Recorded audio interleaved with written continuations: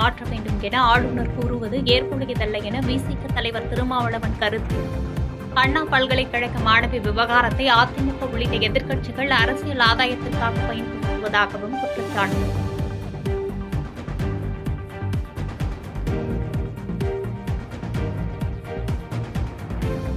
தேதி வரை சட்டப்பேரவை கூட்டத்தொடரை நடத்த அளவுள்ள ஆய்வுக் கூட்டத்தில் முடிவு. 8, 9, 10 ஆகிய தேதிகளில் ஆளுநர் உரைக்கு நன்றி தெரிவிக்கும் தீர்மானத்தின் மீது விவாதம் நடைபெறும் என சபாநாயகர் அறிவிப்பு.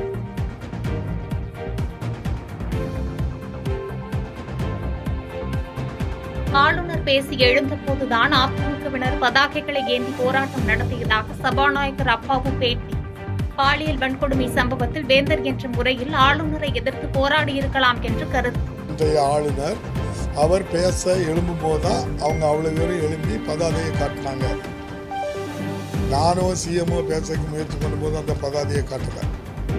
அப்படின்னா என்ன அர்த்தம்னு அவங்ககிட்ட தான் கேட்டதுன்னு எனக்கு தெரியாது. வேந்தர்கிற முறையில் நிர்வாகம் சரியில்லைன்னு அதுக்காக பதாதையை காட்டினாங்களா தெரியாது.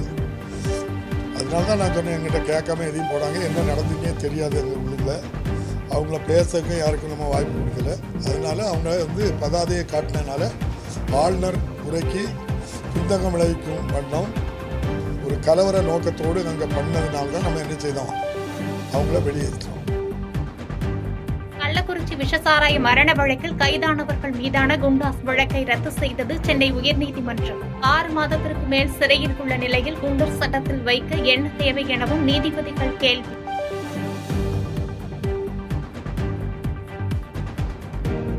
தமிழ்நாட்டில் இறுதி வேட்பாளர்கள் பட்டியல் வெளியீடு. மொத்தம் 6.36 கோடி வாக்காளர்கள் இருப்பதாக பட்டியல் வெளியிடப்பட்ட நிலையில் மாவட்டம் தோறும் இறுதிப் பட்டியலை வெளியிட்ட மாவட்ட ஆட்சியர்கள்.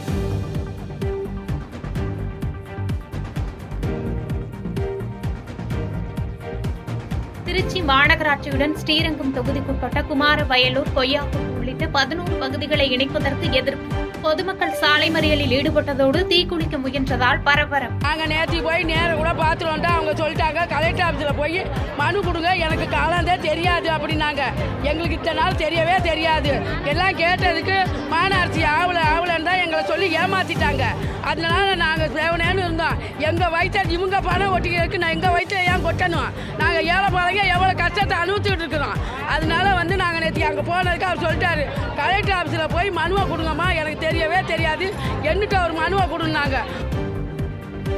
பொங்கல் பண்டிகையொட்டி மாநிலம் முழுவதும் 14,104 பேருந்துகள் இயக்கம். பண்டிகை முடிந்து சென்னை திரும்புவதற்கு வசதியாகவும் 15,800 பேருந்துகள் இயக்கப்படும் எனவும் அறிவிப்பு.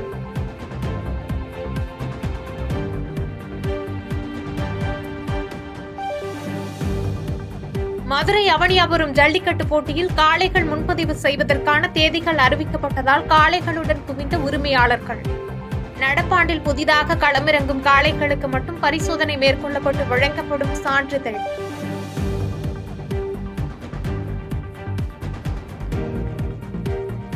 அண்ணா பல்கலைக்கழக மாணவி விவகாரம் தொடர்பாக வடசென்னையில் போராட்டம் நடத்திய தேமுதிகவினர் கைது. கைதானவர்களை பார்வையிட சென்ற தேமுதிக பொதுச் செயலாளர் பிரேமலதா விஜயகாந்த் தடுத்து நிறுத்தப்பட்டதால் பரபரப்பு.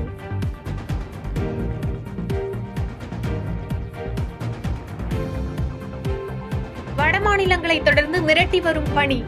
உத்தரப்பிரதேசத்தில் சாலையில் வாகனங்கள் தெரியாத அளவிற்கு பனிமூட்டம் அதிகரித்து காணப்படுவதால் விளக்குகளை ஒளிரவிட்டபடி செல்லும் வாகனங்கள்.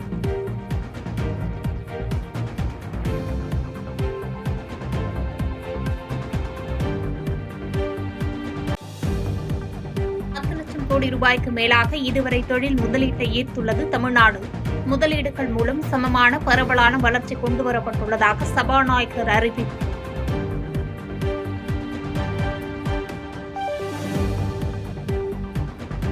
தேசிய மக்கள் தொகை கணக்கெடுப்பை எடுக்க மத்திய அரசுக்கு வலியுறுத்தல். அடுத்த ஆண்டிற்குள் வறுமையை முழுவதுமாக ஒழிக்க தாயுமானவர் திட்டம் தொடக்கம்.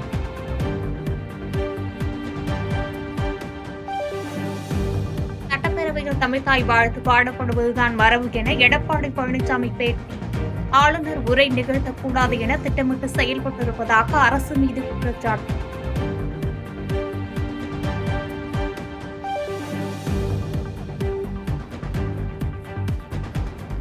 அரசு தயாரித்த ஆளுநர் உரை காட்டடித்த பலூன் போன்று உள்ளது. உள்ளே ஒன்றும் இல்லை என எதிர்க்கட்சித் தலைவர் எடப்பாடி பழனிசாமி பேட்டி. ஆளுநர் அவர்களால் உரையாற்றுகின்ற இந்த நேரத்தில் அவர் உரையாற்ற முடியாமல் வெளியேறிய பிறகு சபாநாயகர் உரையாற்றுகின்றார். நம்முடைய வரலாற்றிலேயே சபாநாயகர் உரையாற்றுவது முதல் முறை. இது மேதக ஆளுநர் உரையல்ல, சபாநாயகர் உரையாகத்தான் பார்க்கப்படுகிறது. எனவே அரசு தயாரித்து கொடுக்கின்ற அந்த உரையை மேதக ஆளுநர் அவர்கள் ஒவ்வொரு ஆண்டும் ஆண்டு தொடக்கத்தில் சட்டமன்ற பேரவையில் வாசிப்பார். சட்டப்பேரவையை அவமதித்ததற்கு ஆளுநர் RN ரவி மன்னிப்பு கேட்க வேண்டும். போக்குவரத்து துறை அமைச்சர் சிவசங்கர் பேட்டி. ஆளுநரை இதற்காக அவர் வருத்தம் தெரிவிக்க வேண்டும் என்று நான் இந்த நேரத்தில் தெரிவித்துக் கொள்கிறேன். ஏற்கனவே அவருடைய நடவடிக்கைகள் தமிழ்நாட்டு மக்களால் அவர் புறந்தள்ளப்பட்டு கொண்டிருக்கின்றார். பல்வேறு விஷயங்களில் அவர் தான் ஒரு நியமிக்கப்பட்ட ஆளுநர் என்பதை மறந்து ஏதோ தேர்ந்தெடுக்கப்பட்ட அரசாங்கத்தை விட தான் பெரியவர் என்கின்ற ஒரு சிந்தனையில் அவர் செயல்பட்டு கொண்டிருக்கிறார். இதன் காரணமாகவே ஆளுநர் ரவியே வெளியேறு என்கின்ற ஒரு சூழலை அவர் அந்த ஒரு கோஷம் எழுகின்ற நிலையை அவர் ஏற்படுத்தி கொண்டிருக்கின்றார். தமிழ்நாட்டின் நலனின் அக்கறை இல்லாத ஆளுநர் RN ரவி ஆளுநர் சட்டப்பேரவையிலிருந்து வெளியேறியதற்கு செல்வ பெருந்தகை கண்டனம். தமிழ்நாட்டு நலனில் அக்கறை இல்லாத ஆளுநராக இருக்கிறார். அக்கறை இல்லை என்றாலும் பரவாயில்லை, எதிரான நிலையை எடுக்கிறார். மும்மொழி கொள்கையை ஆதரிக்கிறார். தேசிய கல்விக் கொள்கையை கொண்டு வர வேண்டும் என்று அதை ஆதரித்து பேசுகிறார். பெரும்பான்மை மக்களால் தேர்ந்தெடுக்கப்பட்ட ஒரு ஆட்சி இருக்கும் பொழுது தி பேரலர் கவர்மெண்ட் மாற்று அரசாங்கத்தை நடத்த வேண்டும் என்று துடித்துக் கொண்டிருக்கிறார். தமிழ்நாட்டின் மரபுகளையும் தமிழ்நாட்டு மக்களின் உணர்வுகளையும் மக்கள் புரிந்து கொள்ள வேண்டும் என அன்புமணி ராமதாஸ் X வலைதளத்தில் பதிவு. விவாதிக்க ஏராளமான விவகாரங்கள் உள்ள நிலையில் கவனத்தை திசை திருப்பும் செயலை ஏற்க முடியாது எனவும் கருத்து.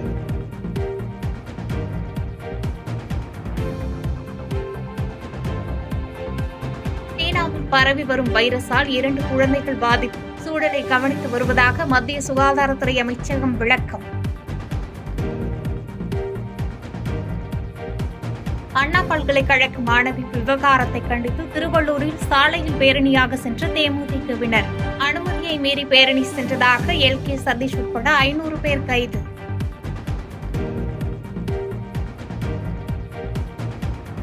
பாதகம் செய்பவரை கண்டால் நாம் பயம் கொள்ளலாகாது பாப்பா. மோதி மிதித்துவிடு பாப்பா, அவர் முகத்தில் உமிழ்ந்துவிடு பாப்பா. அண்மை செய்திகளை உடனுக்குடன் தெரிந்து கொள்ள இணைந்திருங்கள் எம் நாடு தொலைக்காட்சியுடன்.